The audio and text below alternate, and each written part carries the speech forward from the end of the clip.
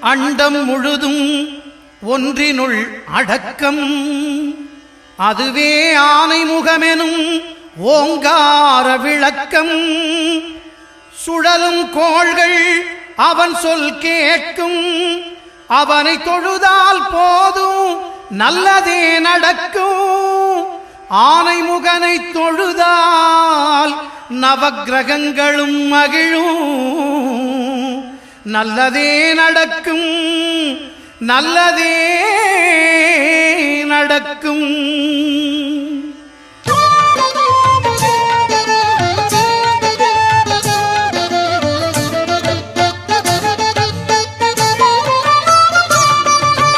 ஒன்பது கோளும் ஒன்றாய் காண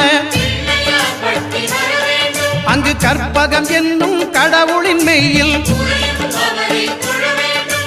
9 கோளும்